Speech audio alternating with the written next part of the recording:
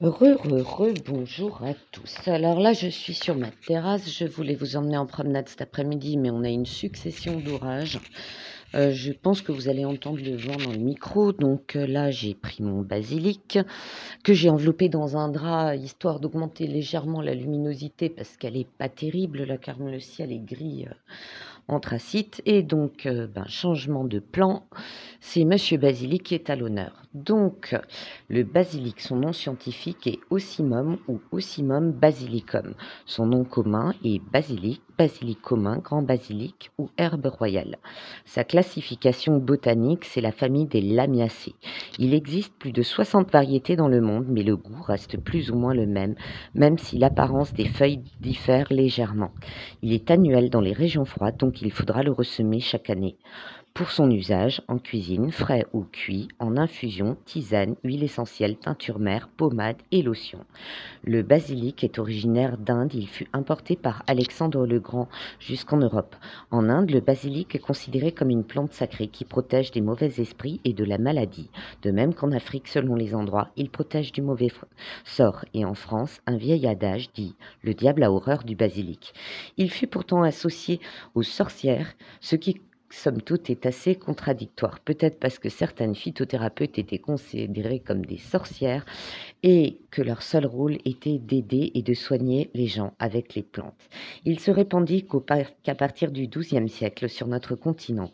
De nos jours, il connaît un franc succès, tant en gastronomie qu'en phytothérapie. L'huile essentielle contient un phénol méthyl-éther, le chavicol, ME ou estragol, dont les propriétés sont antalgiques, anti-inflammatoires, antibactériennes et antivirales. Il apporte une quantité non négligeable de bêta-carotène, de vitamine K, de magnésium, de calcium et de fer. Il est indiqué en cas de manque d'appétit, de lenteur digestive ou d'indigestion, de gastrite, de constipation légère, d'aérophagie, de flatulence. Il est utile contre les migraines digestives, mais aussi efficace comme anti-stress et contre les angoisses. Dans le bassin méditerranéen, on l'utilise également couramment pour soulager l'asthme, la toux, les irritations des bronches.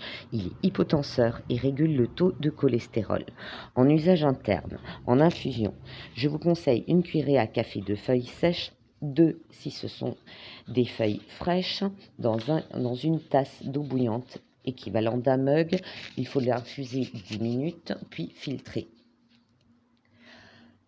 Plus concentré, son effet tonique disparaît, il devient alors un calmant. Il faut boire une tasse après le repas en cure d'1 semaine. Vous pouvez faire une tisane composée de menthe, de basilic, de mélisse et vous aurez un mélange parfait pour traiter les troubles digestifs. Évitez toutefois la menthe le soir après 17 heures.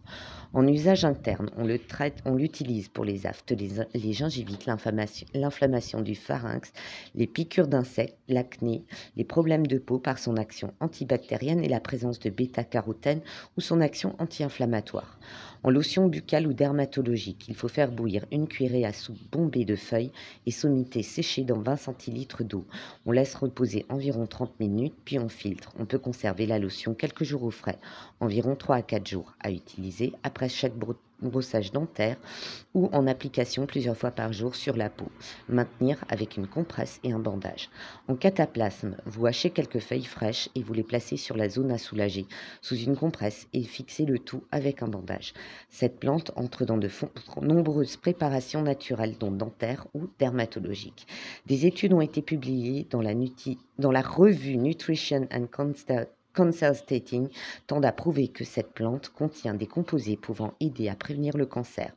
Une autre étude a montré que le basilic était très utile pour prévenir de la dégradation cognitive.